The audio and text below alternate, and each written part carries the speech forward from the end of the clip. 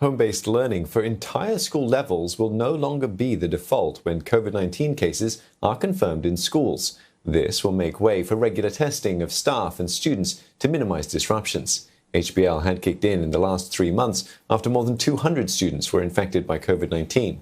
Nearly half of them were primary school students. Han Se-hui with this report. From May to July, more than 20,000 students found themselves learning from home as an outbreak of COVID-19 cases disrupted classes across some 100 levels in 50 schools. But Education Minister Chan Chun-sing says home-based learning is not a sustainable option and measures need to be fine-tuned as Singapore transits to living with COVID-19 as an endemic disease.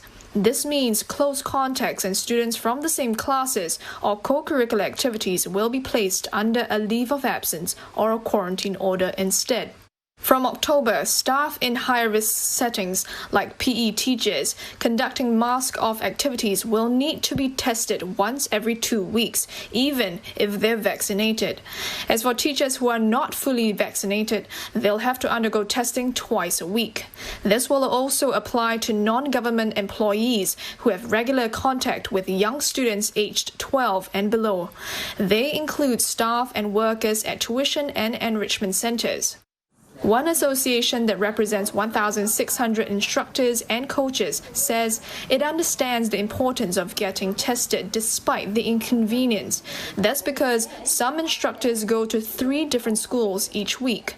But it worries that schools may discriminate against those who are not vaccinated. Some organization may be very firm and say that, oh, you are not vaccinated, then fully vaccinated, then we cannot have you in. So they are now concerned, hey, can I continue to work? Will my income be affected? Will my job be affected? So come 1st October. This enrichment center resumed in-person classes at one school this week. It's confident that all its instructors will be fully vaccinated by October. We will take some additional care in terms of planning to make sure we take into account the time it takes for the teachers to do the swab test. And if they really something happens and they fail, that we have enough relief teachers on standby. So we probably have to increase the percentage of teachers that we have in order to have more relief teachers.